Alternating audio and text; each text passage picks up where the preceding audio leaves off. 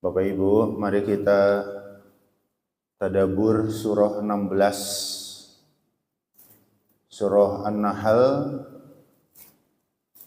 ayat 120 sampai 123.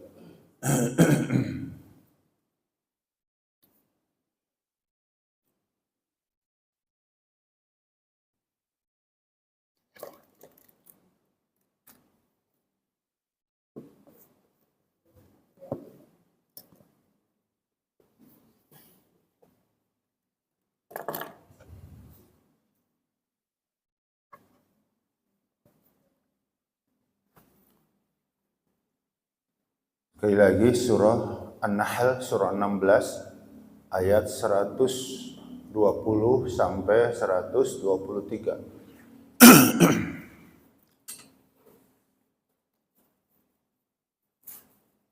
Ya, mangga yang membawa Al-Qur'an, mushaf atau membuka aplikasi di handphone, ya, kita lihat bareng-bareng. Ayat yang pertama 120. A'udzubillahi minasyaitonir rajim. Inna Ibrahim kana ummatan qanitan lillahi hanifa walam yaku minal musyrikin syakiran li'an'umih ijtabahu wa hadahu ila siratim mustaqim. Wa atainahu fid dunya hasanah wa innahu fil akhirati laminas salihin. Thumma awhayna ilaika an ittabi' millata Ibrahim hanifa wa ma kana minal musyrikin. Ya, 4 ayat. Inna Ibrahim surah 16, surah An-Nahl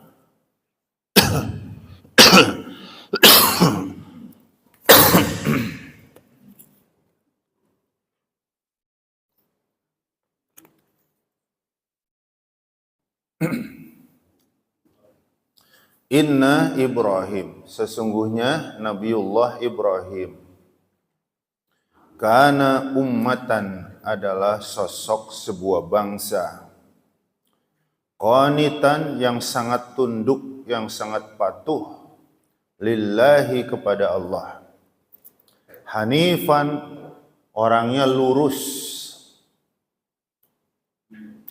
ya, hidupnya sesuai dengan ajaran agamanya.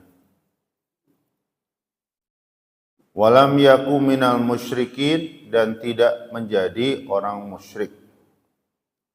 Syakiran, sosok Nabiullah Ibrahim adalah hamba yang selalu bersyukur, li'an'umihi, atas nikmat-nikmat Tuhannya. Ijtabahu, Allah telah memilihnya, wahadahu, dan Allah telah memberikannya petunjuk, ila siratim mustaqim, ke jalan yang lurus. Wa atainahu, dan kami, Allah telah memberikan kepadanya, fit dunya, di dunia, hasanatan, kebaikan yang begitu banyak. Wa innahu, dan sesungguhnya Nabiullah Ibrahim, fil akhirati, di akhirat nanti, laminas sholihin, benar-benar dikumpulkan bersama orang-orang soleh. Summa auhayna, kemudian kami wahyukan, kami perintahkan, kata Allah, ilaika, kepadamu Muhammad, anittabi', kiranya kamu mengikuti, millata Ibrahim, ajarannya Nabi Ibrahim, syariatnya Nabi Ibrahim, jejak-jejaknya Nabi Ibrahim, hanifa, orangnya lurus, wa ma kana minal musyrikin, dan sekali-kali Nabi Ibrahim tidak pernah menjadi orang musyrik. Nah, itu makna harfiah, mana kata per kata. Jemaah yang dirahmati Allah, kita mulai dari ayat 123 ya, yang paling bawah. Kata Allah, kemudian kami wahyukan, kami perintahkan ilaika kepadamu Muhammad. Apa perintah Allah kepada Nabi kita? Anittabi' millata Ibrahim, hendaklah kamu mau mengikuti ajaran Nabi Ibrahim. Ini luar biasa ya. Kedudukannya lebih tinggi Nabi Muhammad. Nabi Muhammad adalah Nabi yang kedudukannya paling tinggi di antara Nabi yang lain. Ya, tapi justru Allah menyuruh dia mengikuti Nabi Ibrahim yang kedudukannya di bawahnya. Pasti janggal kedengarannya kalau kita mendengar kalimatnya, wahai para orang tua, ikuti jejak anak-anakmu, teladani anak-anakmu. Janggal. Karena apa? Agama apapun meyakini kedudukan orang tua lebih tinggi dari anak-anaknya. Harusnya, wahai anak-anak, teladani ayah ibumu. Benar kan? Wahai guru, teladani muridmu. Ini kalimat janggal. Karena kedudukan guru lebih tinggi.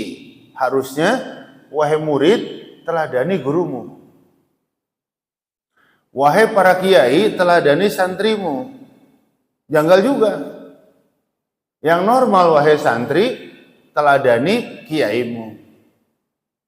Tetapi sesungguhnya tidak mustahil orang tua suruh meneladani anak, guru disuruh meneladani murid, kiai suruh meneladani santri, karena boleh jadi pada sosok anak ada yang istimewa, ada yang luar biasa yang tidak ada pada sosok orang tuanya. Mungkin nggak? Mungkin nggak? Mungkin banget. Sekarang banyak orang tua yang mesantrenin anak ke pesantren tahfidz Quran. Bener kan? Ya. Anak antum di mana? Di pesantren tahfidz Pak Ustadz di Demak. Ya. Kenapa? Pengen banget sebagai orang tua, pengen punya anak yang hafal Al-Quran. Ternyata benar tuh, setelah 2 tahun, secara umum, paling lama 3 tahun, dia hafal Al-Quran 30 juz. Sementara bapak ibunya hafal juz 30. Benar kan? Wajar lah tuh contoh anakmu, kan gitu. Anak kita hafal 30 juz, kita juz 30 aja nggak hafal semua. Bener nggak? Ya tidak mustahil. Jadi kalau Allah menyuruh Nabi Muhammad yang pangkatnya, kedudukannya lebih tinggi untuk meneladani Nabi Ibrahim, memang ada sesuatu yang luar biasa pada sosok Nabiullah Ibrahim, ya, yang mungkin tidak ada pada sosok Nabi kita. Nah, apa yang istimewa pada Nabiullah Ibrahim? Ternyata dijelaskan di ayat 120. Tuh, naik sekarang. Sesungguhnya Nabi Ibrahim adalah sosok sebuah bangsa. Orangnya satu. Bagaimana Allah menyebut umat? Bangsa. Dalam konteks kita, orang Indonesia ya 280 jutaan. Maksudnya apa? Tafsirnya Nabi Ibrahim itu kebaikannya setara dengan kebaikan sebuah bangsa. Jadi kalau kebaikan kita dan Nabi Ibrahim ya sekuku ireng, nggak ada apa-apanya. Tapi kalau kebaikan sebuah bangsa dijadikan satu, itu baru mendekati dengan kebaikannya Nabi Ibrahim. Luar biasa kan? Teladani dia Muhammad. Apa yang istimewa? Karena Nabi Ibrahim meninggalkan jejak baik yang begitu banyak. Salah satu jejak baik yang ditinggalkan oleh Nabi Ibrahim adalah Ka'bah Baitullah. Yang setiap sholat kita menghadapkan wajah kita ke sana. Ini kan fenomenal. Karena Ka'bah nggak ada duanya. Benar kan? Nah, Nabi bersabda, "Man sanna sunnatan hasanah," siapa yang membuat jejak baik, falahu ajruh, maka dia mendapat pahala dari jejak baik yang ia buat. Nabi Ibrahim dan Ismail alaihi salam dapat pahala karena beliau berdua yang membangun Ka'bah. Wa ajru man amila ba'dahu, dan mendapat lagi pahala dari orang yang mengikuti jejak baik setelahnya, ba'dahu. Kira-kira sejak Ka'bah dibangun sampai sekarang yang tawaf udah ada berapa? Ada berapa Pak Haji? Udah nggak bisa dihitung. Bener kan? Sejak Ka'bah dibangun sampai sekarang yang mengikuti jejak itu tawaf. Udah nggak bisa dihitung. Musim haji aja kayak sekarang 6 juta. Setelah musim haji selesai, tiap hari orang datang ke sana umrah. Ka'bah itu tempat ibadah sekaligus tempat wisata yang nggak pernah sepi.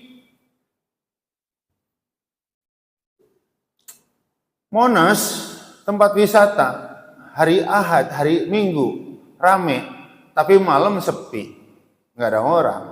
Borobudur sama, hanya hari libur, malamnya sepi.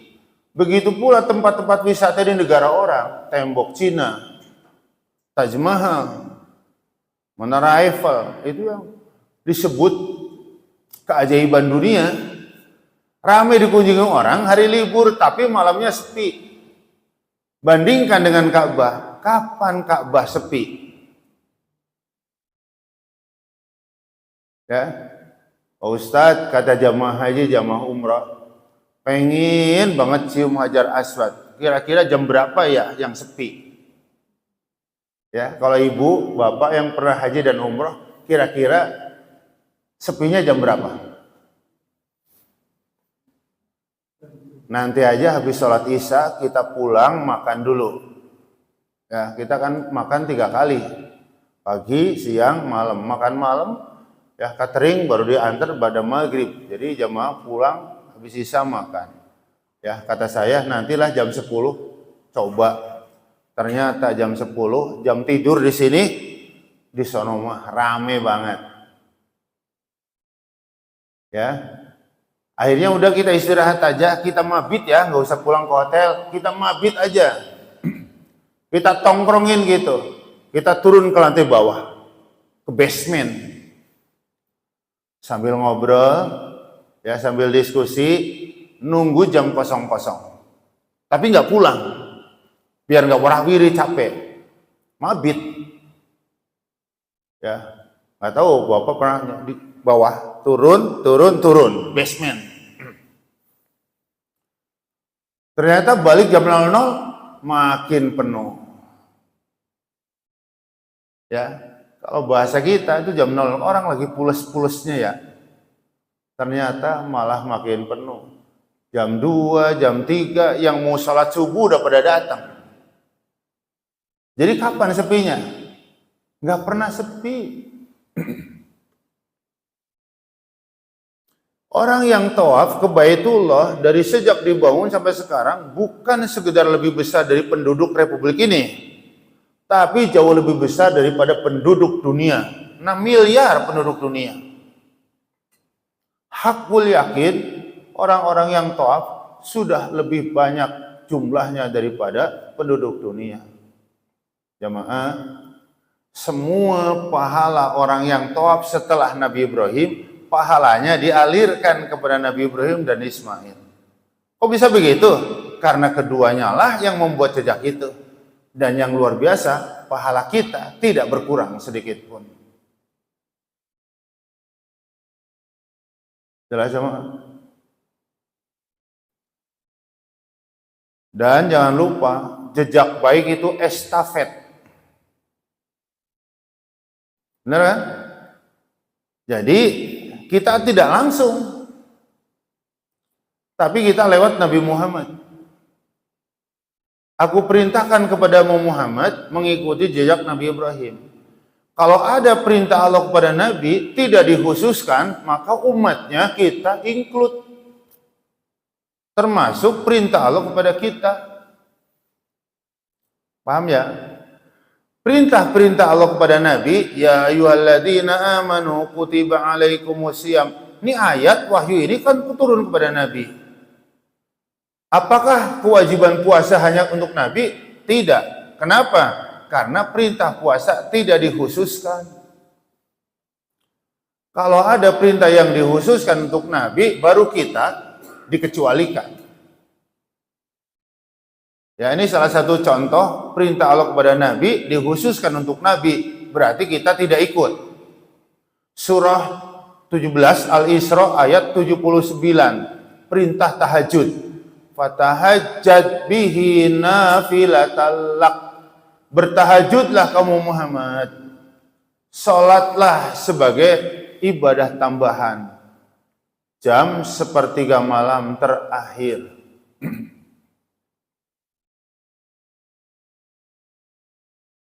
Abu Bakar hampir tiap malam ngintip Rasulullah kalau jam segitu tuh ngapain. Ternyata tahajud terus. Ada sahabat lain yang sama memergoki Rasulullah jam segitu tahajud. Abu Dar Al-Ghifari. Cuman Abu Dar Al-Ghifari cuma ikut sekali. Besoknya nggak ikut dan nggak pernah ikut lagi. Ya, begitu ditanya sama Rasulullah, Abu Dar, antum kemana? Kok nggak nongol lagi? Dengan jujur, saya belum mampu ya Rasul, belum sanggup. Ya, Abu Dar menceritakan, saya ikut sholat tahajud bareng Rasul, sudah membaca 100 ayat surah Al-Baqarah, Rasulullah masih berdiri, belum ruku. 1 juz ya, 1 juz belum ruku. Ya, begitu ruku ternyata Rasulullah rukunya separuh lamanya berdiri. Jadi kalau baca 1 juz kurang lebih 20 menit, kalau bacanya enggak lancar atau belum cepet ya setengah jam, maka rukunya Nabi itu 15 menit. Sujudnya Nabi separuhnya ruku 8 sampai 10 menit. Jadi 1 rakaat saja lebih 1 jam. Kalau kita 1 jam beres tuh, ya 11 rakaat, bener gak? Rasulullah 1 rakaat 1 jam lebih.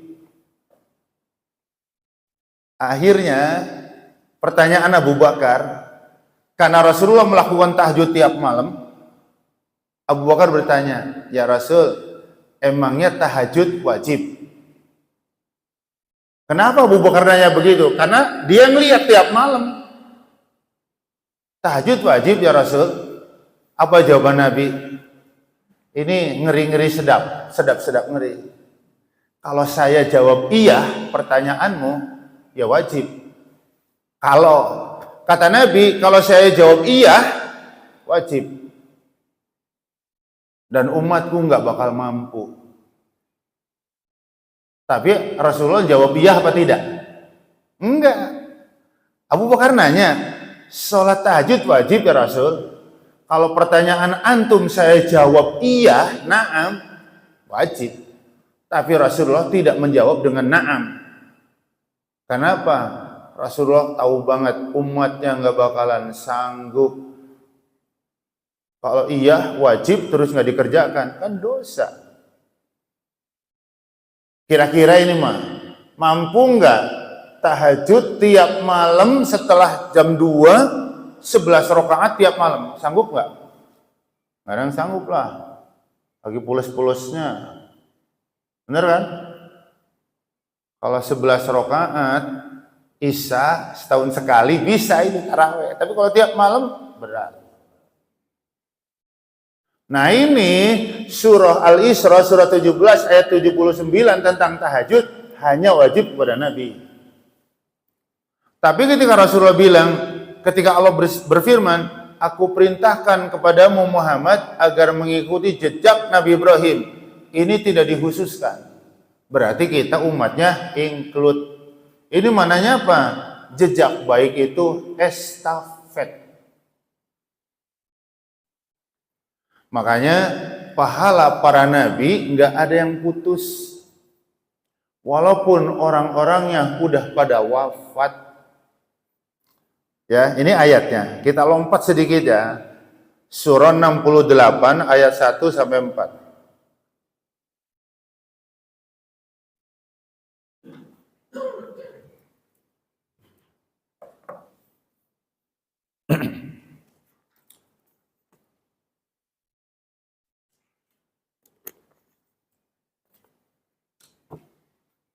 Nun, a'udzubillahi minasyaitonirrajim. Nun demi huruf nun. Wal qalami demi pena. Alat tulis. Makhluk ya. Jadi kalau Allah bersumpah dengan makhluk, maka maknanya makhluk yang digunakan oleh Allah untuk bersumpah itu memiliki arti dan makna penting dalam kehidupan. Sekali lagi, kalau Allah bersumpah dengan makhluk yang diciptakan, kolam, pena kan makhluk. Selain Allah, makhluk. Allah Al-Khaliq, alam semesta, makhluk. Jadi kalau Allah bersumpah dengan makhluk, maka maknanya makhluk tersebut memiliki arti penting dalam hidup. Wasyamsi demi matahari. Benar nggak? Matahari memiliki arti penting nggak dalam hidup? Benar nggak? Kalau nggak ada matahari, apa yang terjadi? Apa yang terjadi, Pak? Gelap. Kalau nggak ada matahari, apa yang terjadi? Hah? Apa, Pak? Nggak ada kehidupan, mati. Serius. Nggak sekaligus, bertahap nih mati. Ada pohon rimbun banget. Di bawah pohon rimbun ada pohon lagi nggak? Nggak bakal numbuh, nggak kena matahari dia, nggak bakal numbuh. Rumput diuruk tanah. Setelah 15 hari tanahnya buka, mati, nggak dapat matahari. Jadi kalau nggak ada matahari, nggak ada rumput, nggak bisa nanam apa-apa. Kita, kambing, ayam, ternak makan apa? Nggak ada makanan, mati. Jadi bukan sekedar gelap, Pak. Gelap senterin. Nggak ada matahari, nggak ada kehidupan.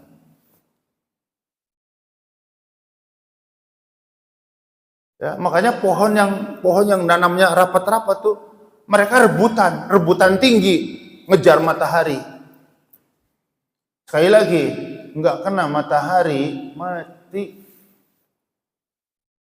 Sumber kehidupan. Kita matilah perlahan. Mau makan apa? Tapadi mati, bayam kangkung mati, ternak mati, karena sumber makanan kita dan makhluk hidup semuanya dari bumi. Gak ada matahari, matilah. Pantesan Allah bersumpah, wasyamsi.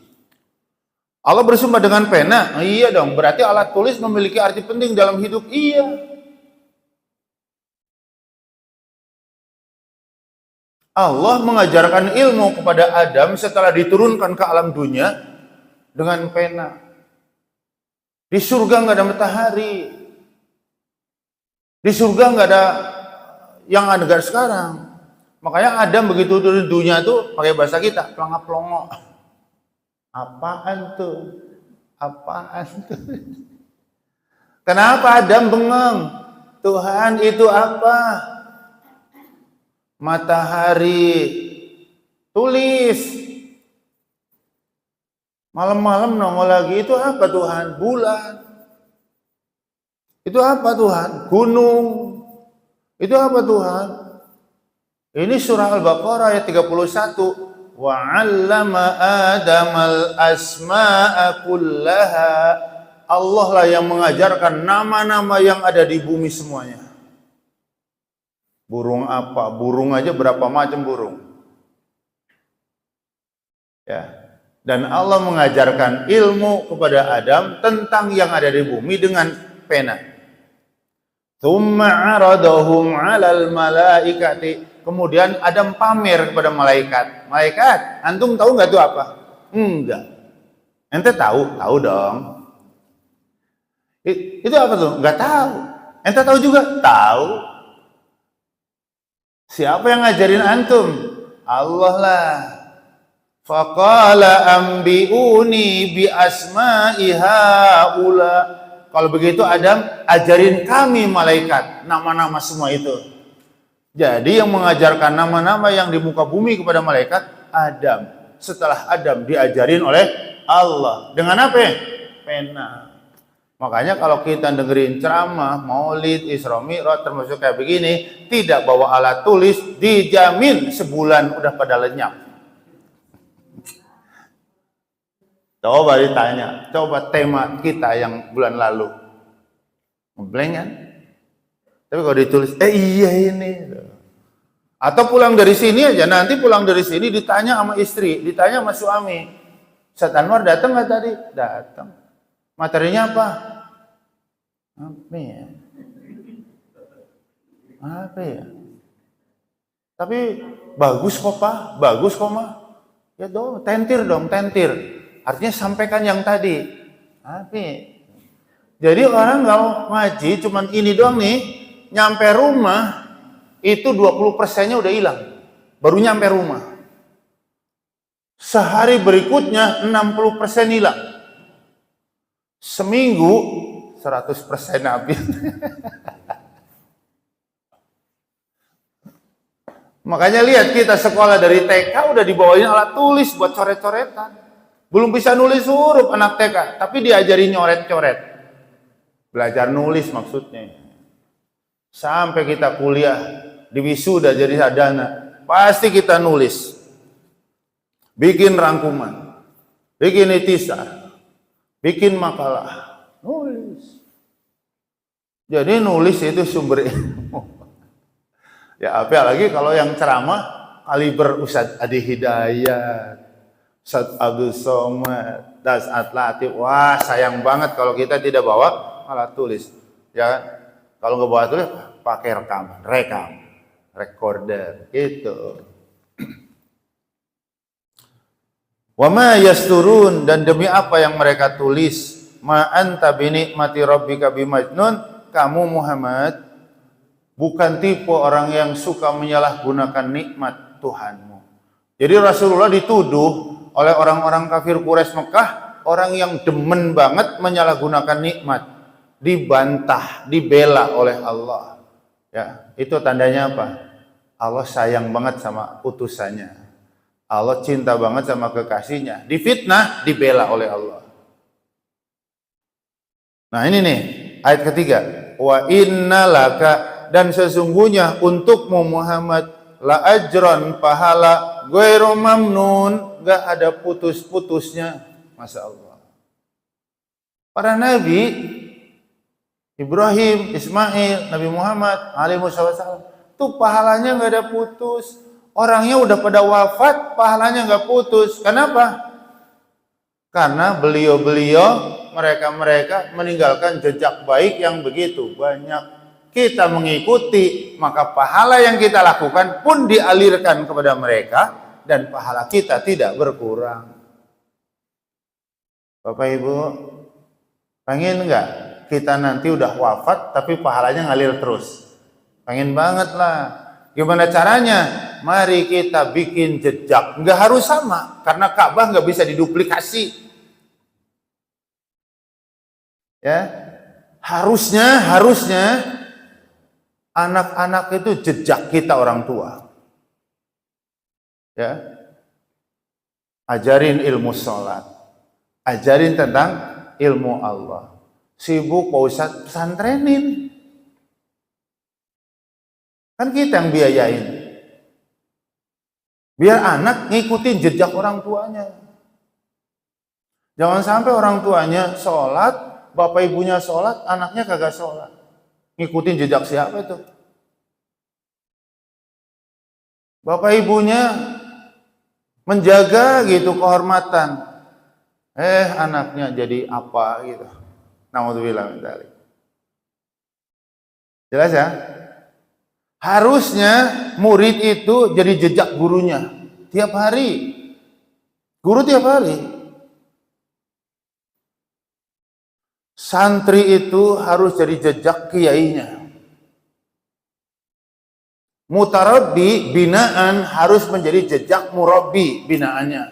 Apa pembimbingnya. Jadi mari kita bikin jejak. Ya, jejak-jejak yang baik yang kita wariskan kepada anak cucu kita. Biar apa? Biar kita nanti wafat tapi pahalanya enggak putus. Benar kan? Apalagi dua nabi ini namanya disebut terus dalam sholat. Allahumma sholli ala Sayyidina Muhammad wa ala ali Sayyidina Muhammad kama shollaita ala Sayyidina Ibrahim. Benar kan? Baca sholawat di tasyahud akhir itu rukun sholat, wajib. Ya.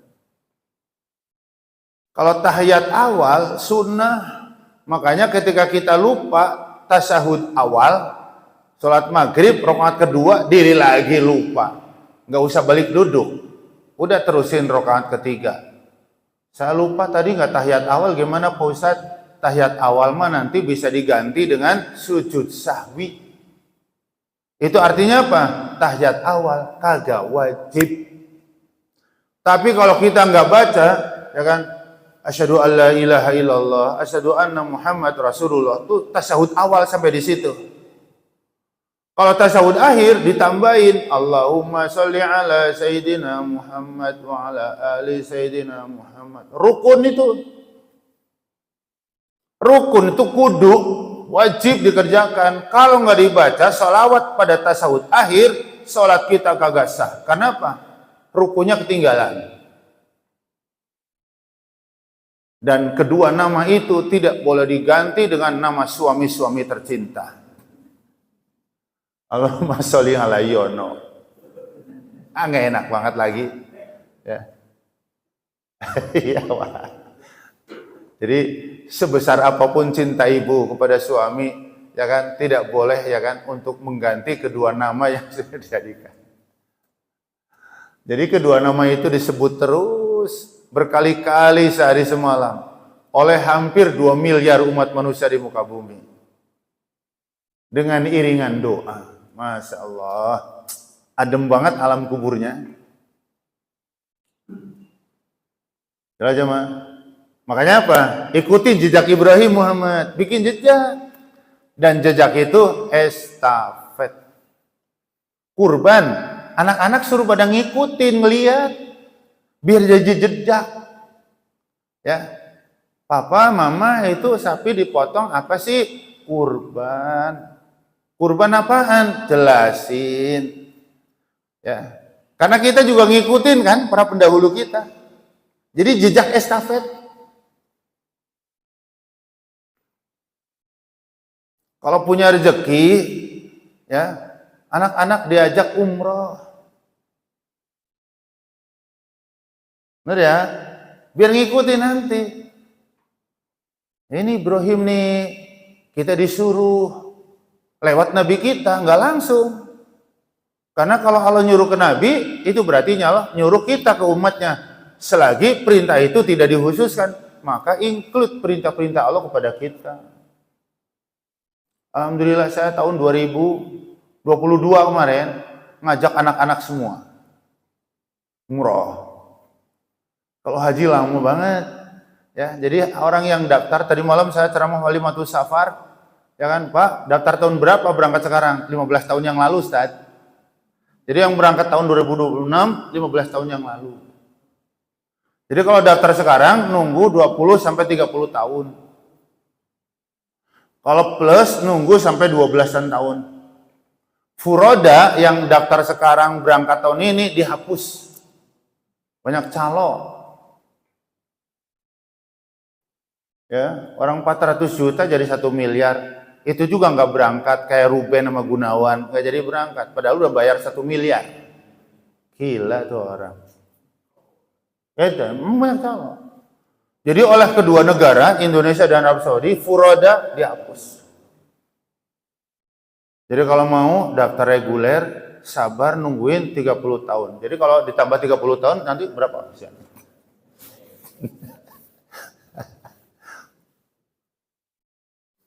Kalaupun masih ada ya, tambah 30 tahun lagi, dah berat banget tuh ibadah haji. Ya, tadi malam baru pensiun 58 tahun, masih lumayan lah. Ya, tapi kalau ibadah haji udah 70, 80 itu berat pembimbingnya, berat pendampingnya. Tapi ya harus dijalankan. Fisik. Ibadah haji fisik banget. Jelas ya? Makanya untuk mempercepat berziarah ke Baitullah, maka satu-satunya ya umroh. Daftar awal bulan, semua berkas diproses, akhir bulan berangkat. Ya. Saling berdoa satu dengan yang lain, saling berdoa. Kenapa? Kalau saya ngedoain bapak umroh, ngedoain ibu umroh, maka doa saya mantul. Dan yang amin malaikat.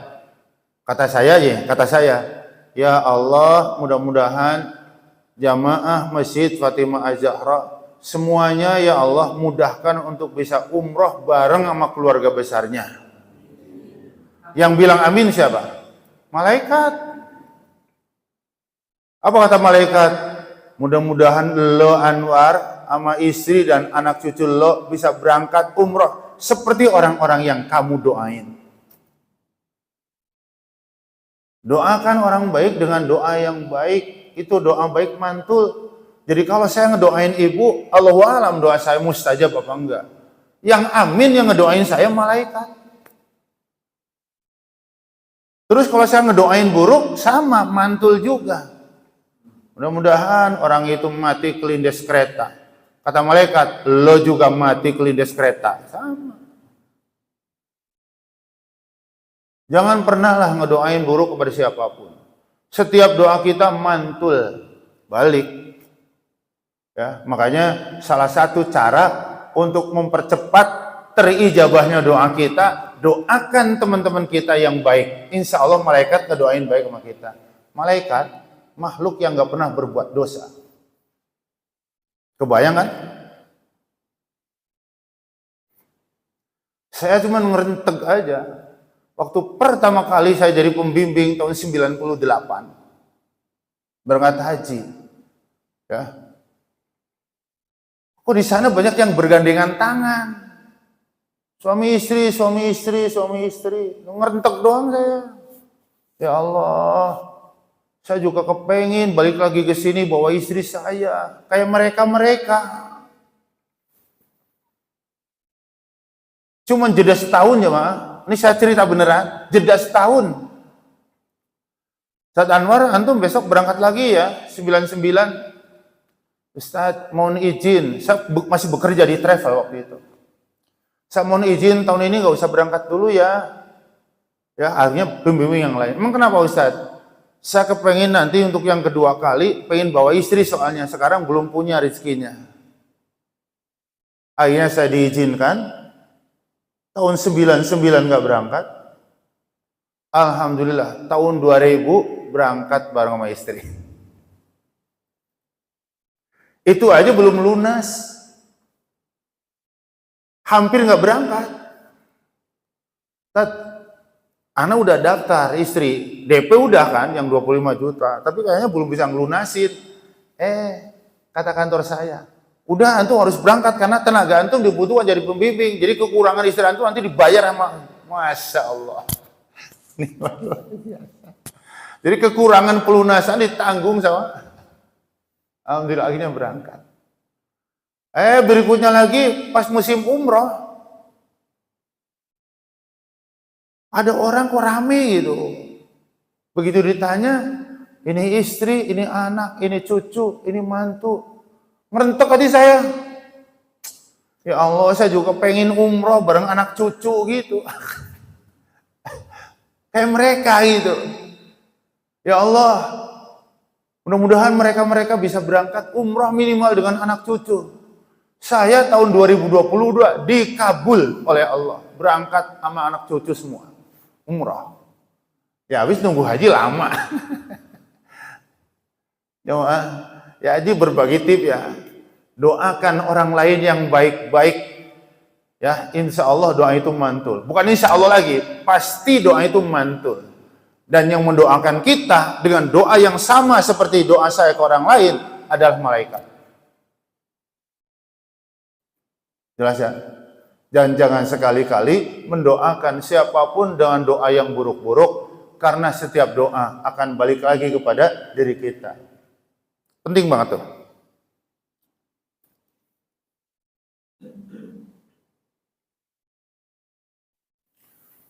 Sekarang lagi punya kepengen lah. Ya, kalau pulang kampung, pulang ke Tasik, ya, suka ditanya sama adik-adik ipar gitu. Jadi adik-adik di kampung tuh pada ngelola madrasah, ya diniyah, banyak banget yang mungkin kata adik saya perempuan yang ngelola madrasah. Jadi dari 120 anak-anak di kampung, separohnya nggak bayar. Bayarnya sebulan 5.000. Ya itu buat gaji-gaji guru-gurunya juga, ya kedar-kedarnya. Ya, jadi saya setiap tahun ya kalau ada rezeki, ya ini buat kayak THR lah buat guru-guru di madrasah gitu. Tuh ngerti tadi saya. Ya Allah, pengen juga bisa umroh nih bawa adik-adik, adik ipar gitu yang berkiprah gitu. Ya, ngurusin anak-anak di desa, ngajar anak-anak di kampung. Ya, mereka nggak dapat apa-apa lah bari bahasa ya. Tulus mengharap ridwan Allah.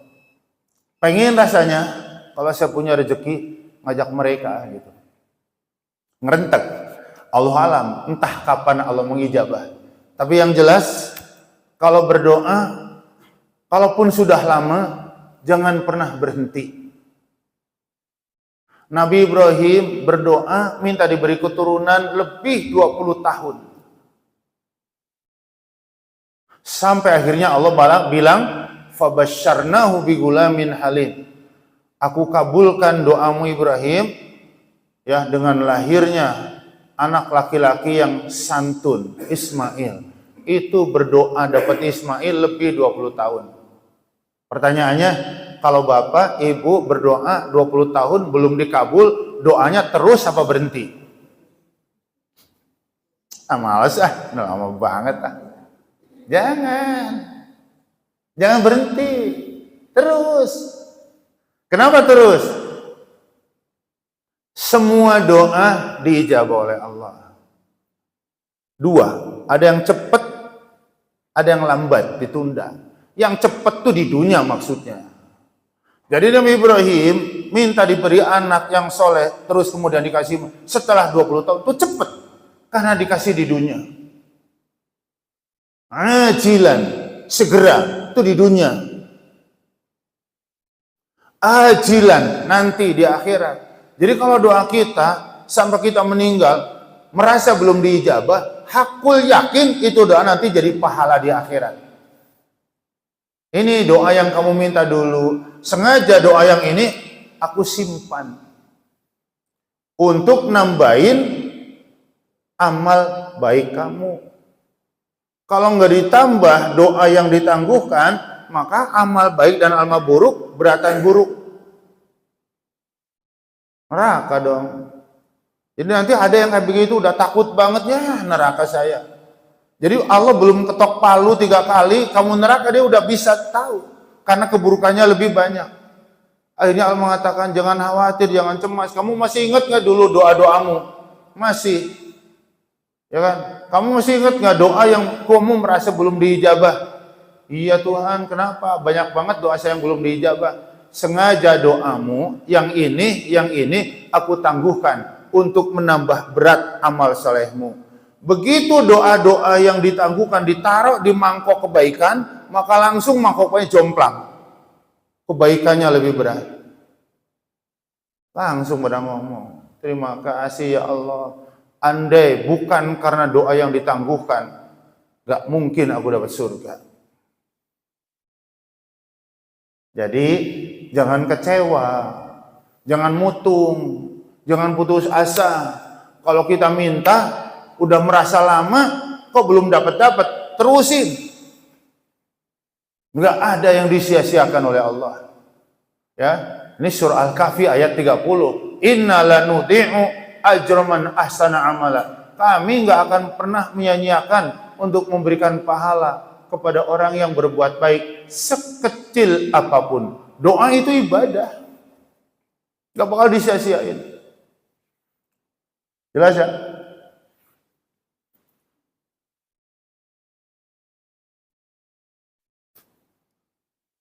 Nah, ini ayat yang menjelaskan bahwa para nabi termasuk nabi kita adalah mereka-mereka yang pahala kebaikannya enggak ada putus-putusnya karena mereka meninggalkan jejak-jejak yang baik untuk kita umatnya. Jelas ya? Nah, kembali lagi ke surah 16.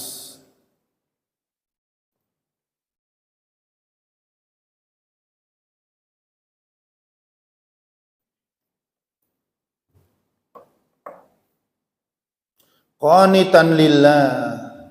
Ini sudah dibahas ya bulan yang lalu terkait qanitan itu taat banget, tunduk banget, pasrah banget. Ya. Qanitan itu bahasanya qanita itu taat banget. Tanpa reserve. Tidak ada penolakan, tidak ada protes. Jumat tanggal merah 1 Mei buruh turun ke jalan. Ya, itu artinya apa? Ya, buruh menolak kebijakan perusahaan misalnya, ya, atau kebijakan Kementerian Tenaga Kerja. Jadi protes itu sama dengan nolak. Nabi Ibrahim saat diperintah oleh Allah untuk menyembelih Ismail anaknya, ridho, diterima dengan lapang. Ya, tidak ada protes. Karena protes sama dengan nolak. Kayak demo. Tidak ada nanya, bertanya. Karena bertanya itu sama dengan ragu. Rukun Islam yang benar 5 apa 6 sih? Nah, itu orang ragu tuh. Ya, jalan ke Azharo yang ini apa yang no? Itu orang ragu. Ini nanya itu ragu. Wa adamu tasrif, dan tidak ada menunda, karena menunda itu lalai. Alladzina hum an salatihim sahun. Celaka orang yang lalai dalam salat, yakni orang yang suka menunda-nunda salat tanpa sebab.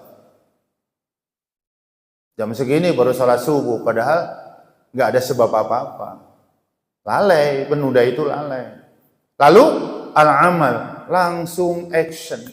Itu namanya qanitan. Nabi Ibrahim disuruh oleh Allah untuk menyembelih anaknya Ismail, langsung siap laksanakan. Qanitan. Jadi istislam seperti yang sudah saya sampaikan pada penjelasan bulan yang lalu, ya, poin nomor pertama, tanda kemenangan adalah kepatuhan kita, ketaatan kita naik sampai ke level istislam. Apa itu istislam? Bisa menerima yang datang dari Allah, termasuk yang di luar nalar. Menerima yang datang dari Allah, termasuk yang di luar batas kemanusiaan. Emang perintah menyembelih anak logis? Enggak banget. Manusiawi? Enggak banget, tapi diterima. Nah, itu istislam. Qanitan di ayat ini. Ya. Allah menyuruh kepada ibunya Musa agar Musa bayi merah dianyutin ke Sungai Nil. Betul tidak? Logis? Enggak banget. Manusiawi? Enggak banget. Siapa nama ibunya Nabi Musa? Waktu itu, bulan yang lalu, surah Al-Qasas ayat 7. Kemudian aku perintahkan kepada ibunya Musa. Siapa namanya ibunya Musa? Lupa. Kenapa lupa? Kagak ditulis. Namanya Yukabid. Yukabid. ibunya Nabi Musa. Kalau kamu takut menyusui Musa, diketahui oleh tetangga kanan kiri, terus dilaporin sampai ke istana, akhirnya Musa dibunuh. Ya, Fir'aun kan kejam banget waktu itu. Benar kan? Ya sudah, anyutin aja. Langsung ya, fa'adkhala fit tabut, Musa dimasukkan ke peti. Anyutin lah, pasrah sama Allah. Ya, jadi perintah Allah yang tidak logis kayak gitu, yang sangat tidak manusia gitu, tapi bisa diterima, itu namanya istislam. Di ayat ini namanya qanitan lillah. Jelas ya? Gimana caranya bisa seperti itu? Harus yakin yang datang dari Allah al-haq, bukan al-batil. Kebenaran, bukan kemungkaran. Masa kebenaran ditolak? Yang datang dari Allah al-khair, kebaikan, bukan asyar, bukan keburukan. Masa kebaikan ditolak? Yang datang dari Allah manfaat. Gak mungkin yang datang dari Allah madarat, menimbulkan kerusakan. Mustahil. Ya, kalau kita ngambil contoh sekarang, ya, pengejuwantahan perintah Allah kepada Ibrahim menyembelih Ismail, sekarang perintah Allah kepada kita umat Muhammad menyembelih hewan kurban. Pengejuwantahannya itu. Jelas semua? Ketika kita merenungkan tentang syariat berkurban, nggak bakal kita menemukan madarat. Hal-hal yang merusak, yang merugikan kehidupan, nggak bakal. Ya, yang ternak hewan kurban tuh muslim ada, non muslim ada banyak. Ya, sapi Bali coklat merah dari Bali, masyarakat Bali non muslimnya banyak. NTT 60% non muslim. Jadi sapi-sapi merah itu memang dari Indonesia Timur. Mereka ikut seneng nggak? Seneng. Karena hukum ekonomi berlaku, banyak permintaan, harganya naik. Itu artinya apa? Emang Islam rahmat untuk semua. Benar kan? Hafal nggak? Dalil ayat Al-Quran, Islam itu untuk semua. Bukan hanya untuk kita muslim, tapi Islam untuk semua. Manfaatnya untuk semua. Surah Al-Anbiya, surah 21 ayat 107. Wa ma arsalnaka illa rahmatan lil alamin. Ya, itu surah 21 Al-Anbiya ayat 107. Nanti sampai rumah ayat yang menjelaskan Islam rahmatan lil alamin surah apa? Ayat berapa? Apa ya? Emang udah ditulis sama. Surah 21 ayat 107. Ya, aku tidaklah Allah mengutus aku, kata Nabi Muhammad, kecuali membawa rahmat, membawa manfaat, membawa kebaikan untuk semuanya. Yang jualan mukna di Tanah Abang, busana muslim, perlengkapan Islam di toko Tanah Abang, 80% yang punya toko non muslim. Bisa dilarang? Nggak bisa dan nggak boleh. Emang Islam rahmat untuk semuanya. Sekali lagi, pasar Tanah Abang yang jualan mukna, perlengkapan, baju koko, peci, perlengkapan haji itu 80% yang punya tokonya non muslim. Bukti apa? Jadi kalau ada non muslim yang pada miring-miring, ibu, bapak kasih komentar. Islam tidak seperti yang Anda tuduhkan, rahmat kok untuk semuanya. Benar kan? Sama yang jualan hewan kurban pun nggak semuanya muslim, yang penting mereka makan dapat duit. Orang kaya juga dapat manfaat, banyak lapak, banyak pilihan, harga kompetitif. Benar kan? Ini berapa sapi? 20 juta.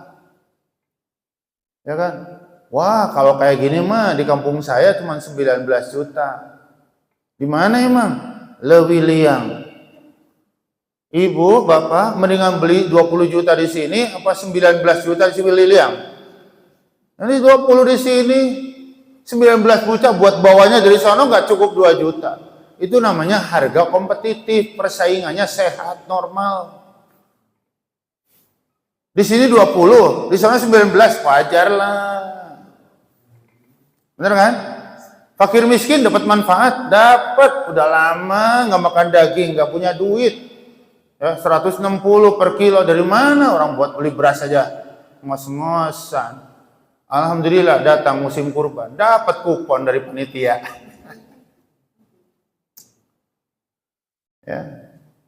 Di depan rumah saya itu masih ada tanah kosong, rumput. Rumputnya tinggi-tinggi. Jadi kalau kita lewat ada jalanan tuh udah rumputnya tinggi-tinggi. Sekarang udah rata. Tiap hari ada orang ngarit. Dan ternyata sebagian yang ngarit adalah orang yang belum lama PHK dari tempat kerjanya. Ngarit dapat rumput, dapat duit. Jadi siapa yang dirugikan musim kurban? Kagak ada. Emang syariat Islam mah manfaat untuk semuanya. Kebenaran masa ditolak, kebaikan masa ditolak, manfaat masa ditolak. Kalau kita bisa menerima yang datang dari Allah dengan 3 itu, benar, baik, manfaat, insya Allah taat kita bisa sampai ke level qanitan. Biar nggak masuk akal, terima aja. Biar nggak manusiawi, terima aja. Nanti manfaatnya akan berasa kemudian. Jelas ya? Hanifah, orangnya lempeng lurus. Agama lurus iya, tapi banyak pemuluknya yang bengkok. Orang di jalan jangan mabok, mabok. Disuruh jangan dusta, dusta. Disuruh jangan nyuri, nyuri. Kalau Nabi Ibrahim lurus, maksudnya apa? Sejalan banget dengan keyakinan agamanya. Kalau kita menjadi muslim-muslim yang hanif, yang lurus, insya Allah luar biasa, ya kan? Jangan sampai ada orang ngolok-ngolok, lo ngaku Islam sholat kagak, gak enak banget loh. Ngaku Islam, korupsi, sedih banget kita, benar kan? Jadi kalau Islam dipraktekkan selurus-lurusnya indah, perilaku kita indah seperti indahnya konsep dalam Islam. Jadi konsep itu mari kita kejuantahkan dengan seluruh-seluruhnya, dengan selempeng-lempengnya. Walam yakum minal musyrikin, dan Nabi Ibrahim tidak pernah menjadi musyrik, Masya Allah. Ya ini istimewanya, bapak ibunya musyrik, keluarga musyrik, masyarakat musyrik, tapi dia nggak musyrik. Coba. Lahir di sebuah negara komunis, bapak ibunya komunis, keluarga besar komunis, negaranya komunis. Kira-kira anak-anaknya sama lah. Nabi Ibrahim dijaga oleh Allah. Kalau pakai bahasa, bapaknya komunis, ibunya komunis, keluarga besar komunis, negaranya komunis. Ibrahim hanifan. Luar biasa. Yaitu Muhammad, sosok Nabi Ibrahim spektakuler. Tiru dia, contoh dia. Nah, Bapak Ibu yang dirahmati Allah, itulah tafsir 1 ayat, 2 ayat ya, dari 4 ayat, tapi globalnya seperti itu. Ya. Jadi jamaah yang dirahmati Allah, mari kita membuat jejak-jejak yang baik, tidak harus sama.